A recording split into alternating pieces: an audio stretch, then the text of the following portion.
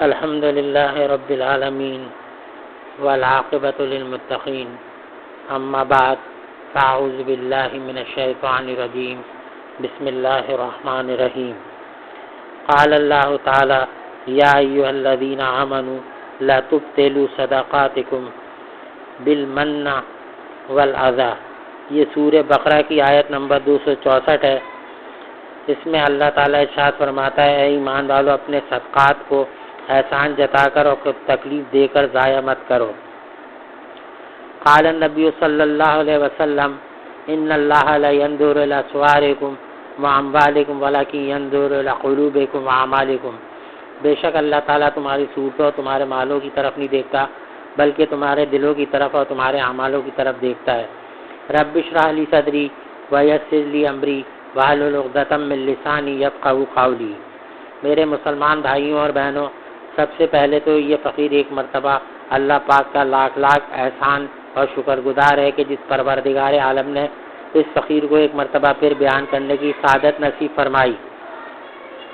اللہم لک الحمد و لک الشکر۔ اور مجھ فقیر کی طرف سے تمام مسلمان بھائیوں اور بہنوں کو عید مبارک اور السلام علیکم ورحمۃ اللہ وبرکاتہ۔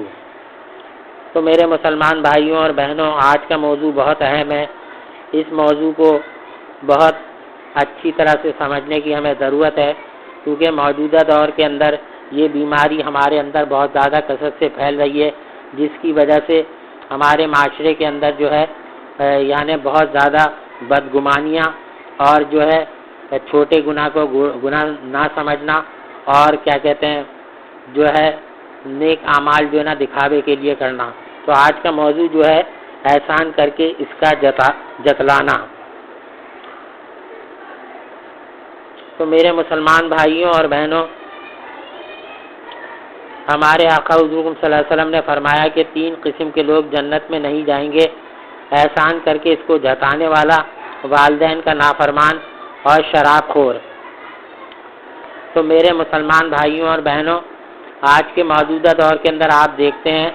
کہ یہ گناہ جو ہے ہم میں عام طور پر پھیلتا چلا جا رہا ہے کہ ہم جو ہے نا جو بھی نیک اعمال اگر کرتے ہیں تو ہماری نیت اس کے اندر جو ہے اللہ کے لیے نہیں ہوتی بلکہ وہ دکھلاوے کے لیے نیت ہوتی ہے، اور ہم زیادہ تر نیک اعمال کرتے ہیں تو اس میں ہمارا دکھلاوا اور ریاکاری شامل ہوتی ہے۔ تو اللہ پاک ہمیں ایسے گناہوں سے محفوظ فرمائے۔ اور آج موجودہ دور کے اندر جو ہے یہ بیماری بہت عام ہو چکی ہے۔ اللہ پاک سے دعا ہے کہ اللہ پاک ہم سب کو ایسے فتنے سے اور ایسے گناہوں سے بچنے کی توفیق عطا فرمائے، اور اللہ تعالی ہمیں اخلاص کے ساتھ نیک اعمال کرنے کی توفیق عطا فرمائے۔ کیونکہ میرے مسلمان بھائیوں اور بہنوں، موجودہ دور کے اندر جو یہ بیماری اس طرح سے ہمارے اندر پھیل گئی ہے کہ لوگ جو ہیں اگر جو ہے نا کسی کے یہاں کیا کہتے ہیں کوئی بھی تقریب بھی ہو رہی ہے، یا مثال کے طور پر ابھی جیسے قربانی کے دن آنے والے ہیں، قربانی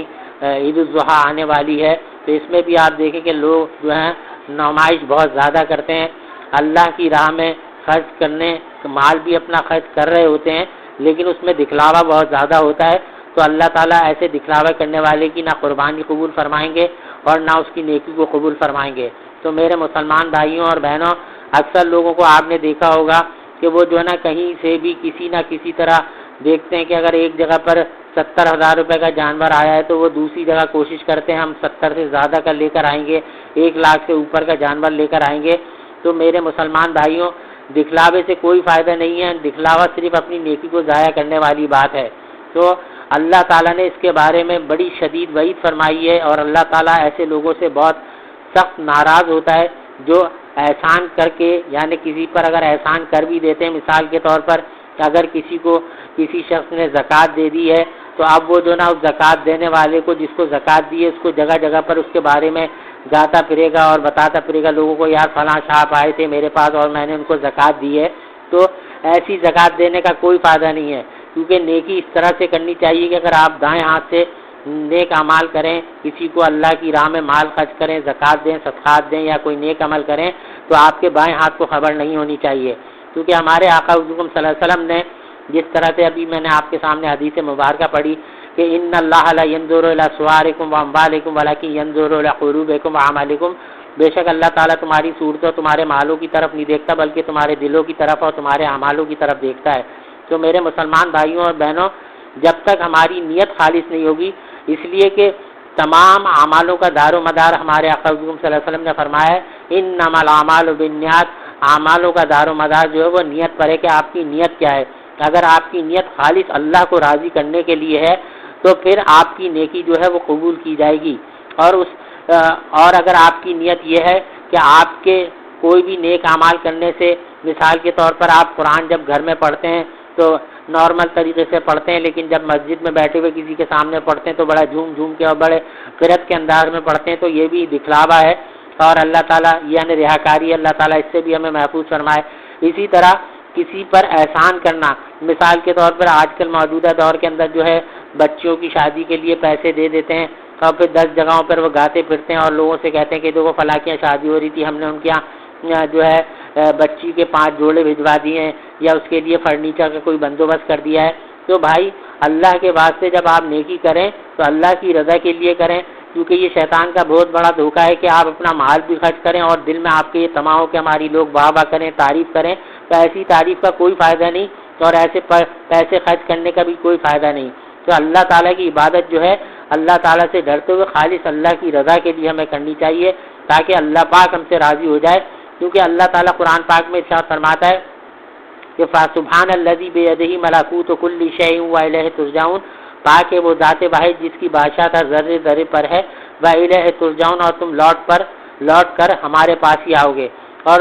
قرآن پاک میں اللہ تعالیٰ ایک اور جگہ پر ارشاد فرماتا ہے کہ فمن یعمل مثقال ذرۃ خیرا یرہ، بس جس نے ذرہ برابر بھی نیکی کی ہوگی وہ اس کو دیکھ لے گا، ومن یعمل مثقال ذرۃ شرا یرہ، اور جس نے ذرہ برابر بھی برائی کی ہوگی وہ اس کو دیکھ لے گا۔ تو میرے مسلمان بھائیوں بہنوں، نیکی کریے اللہ کے واسطے، اللہ کی رضا کو، اللہ کو خوش کرنے کے لیے، اور نہ کہ لوگوں سے تعریف سننے کے لیے اور احسان جتلانے کے لیے، کیونکہ ایسی نیکی کرنے کا اور ایسی تعریف کا کوئی فائدہ نہیں کہ جس سے ہماری دنیا بھی برباد ہو جائے اور اللہ بھی ہم سے ناراض ہو۔ تو میرے مسلمان بھائیوں اور بہنوں، آج یعنی شب جمعہ ہے اور اللہ تعالیٰ سے دعا ہے کہ اللہ تعالیٰ سب سے پہلے مجھے اور کل مسلمانوں کی اللہ تعالیٰ موت سے پہلے ہی ہم سب کی مغفرت کلی فرما دے، اللہ پاک ہم سب سے راضی ہو جائے، اللہ پاک ہم سب کے زندگی بھر کے تمام گناہوں کو محض اپنے فضل و کرم سے معاف فرما دے، نہ صرف معاف فرما دے بلکہ ان کو نیکیوں میں تبدیل فرما دے، اور اللہ پاک ہمیں اپنا شکر گزار بندہ بنائے، ناشکری سے اللہ پاک ہم سب کو محفوظ فرمائے، کیونکہ اللہ تعالیٰ قرآن پاک میں ارشاد فرماتا ہے لئن شکرتم لازیدنکم ولئن کفرتم ان عذابی لشدید، اگر تم میری نعمتوں کا شکر کرو گے تو میں تمہیں اور زیادہ دوں گا، اور اگر میری نعمتوں کی ناشکری کرو تو یاد رکھو میرا عذاب بڑا شدید ہے۔ تو میرے مسلمان بھائیوں اور بہنوں، اللہ تعالیٰ نے یہ ایک ہمیں ایسا راستہ، ایسا گر بتا دیا ہے کہ ہمیں ہر حال میں اللہ تعالیٰ کا شکر ادا کرنا چاہیے۔ اللہ پاک ہمارے مالک 70 ماہوں سے زیادہ پیار کرنے والے ہیں، وہ ہمیں جس حالت میں بھی رکھیں یہ اللہ کا فضل و کرم ہے، وہ بہتر سمجھتے ہیں کہ ہمیں کس حال میں ان کو رکھنا ہے، اور ہمیں جس مقصد کے لیے اللہ پاک نے پیدا کیا ہے ہمیں اس مقصد کے اندر لگے رہنا چاہیے، اور ہمیں ہر وقت آخرت کے اوپر ہماری نگاہ رہنی چاہیے، کیونکہ دنیا 4 دن کی ہے، الدنیا سجن المؤمن و جنت الکافر، اور کما قال رسول اللہ صلی اللہ علیہ وسلم کہ دنیا مومن کے لیے قید خانہ ہے، کافروں کے لیے جنت ہے۔ تو ہمیں کافروں کی طرف دیکھ کر، مشرک اور یہود و نصارہ کی عیش و آرام اور عشرت کو دیکھ کر ہمیں ہرگز جو ہے طمع پیدا نہیں کرنی چاہیے اپنے اندر کہ وہ جانے اور اللہ جانے۔ اللہ تعالیٰ سے ان کے لیے بھی ہدایت کی دعا کرنی چاہیے کہ وہ عیش و عشرت میں، در حقیقت وہ دیکھنے میں ہمیں ضرور عیش و عشرت میں نظر آتے ہیں، لیکن در حقیقت اگر آپ دیکھیں تو ان کی زندگی میں بڑی بے سکونی ہوتی ہے، بڑی بے آرام اور تکلیف دہ زندگی وہ گزار رہے ہوتے ہیں، جبکہ ایک مسلمان جو 5 وقت کی نماز پڑھتا ہے تو یقین مانے اللہ تعالیٰ اس کو، کیونکہ اللہ تعالیٰ نے قرآن پاک میں ارشاد فرمایا الا بذکر اللہ تطمئن القلوب، کہ یاد رکھو کہ دلوں کے اطمینان صرف اللہ کے ذکر سے آتا ہے، اور یہ ایک بہت بڑی حقیقت اور سچی بات ہے کہ اگر کوئی شخص سکون حاصل کرنا چاہتا ہے تو وہ اپنے رب کی اطاعت کے اندر لگ جائے، اپنے رب کو راضی کرنے کی کوشش کرے۔ جب اللہ کو راضی کرنے کی کوشش کرے گا تو اللہ تعالیٰ اس کی دنیا کی بھی تمام پریشانیوں کو دور فرما دیں گے، دنیا میں بھی اس کے لیے آسانیاں پیدا فرمائیں گے، اور آخرت میں بھی انشاءاللہ اپنے فضل و کرم سے اللہ پاک اس شخص کو کامیابی عطا فرمائیں گے۔ تو اللہ پاک سے دعا ہے کہ اللہ تعالیٰ یعنی ہم سب کو 5 وقت کی نماز باجماعت پڑھنے والا بنا دے، اور ہم سب کے دلوں کو اللہ تعالیٰ کینے سے، بغض سے، غیبت سے، جھوٹ سے، ریاکاری سے ہم سب کو محفوظ فرمائے، اور اللہ تعالیٰ موت سے پہلے پہلے ہمارے ذمے جو بھی حقوق بات کے معاملے، جو بھی قرض کے معاملے ہیں، جو بھی معاملات ہمارے بگڑے ہوئے، اللہ تعالیٰ انہیں ہمیں صحیح کرنے کی مہلت اور توفیق عطا فرمائے، اور عافیت کے ساتھ صحت اور تندرستی کے ساتھ اللہ پاک ہم سب کی عمر میں برکت عطا فرمائے، صحت میں برکت عطا فرمائے، رزق میں برکت عطا فرمائے، آمدنی میں برکت عطا فرمائے۔ اللہ تعالیٰ ہمارے بیوی بچوں کو ہماری آنکھوں کی ٹھنڈک بنائے، اللہ پاک ہم سب کو اپنا بنا لے، ہم سب سے راضی ہو جائے، اللہ پاک ہم سب کو دین کا داعی بنائے اور دین کی خدمت کے لیے چن لے، اللہ تعالیٰ ہم سب کو بغیر حساب کتاب کے مغفرت کلی اللہ پاک ہم سب کی فرما دیں، کیونکہ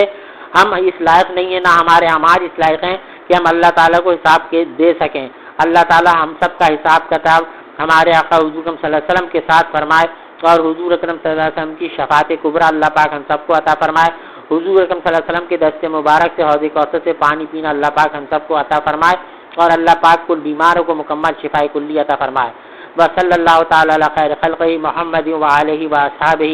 وازواجہ وذریاتہ وآل بیتہ اجمعین، آمین۔ وآخر دعوانا ان الحمد للہ رب العالمین۔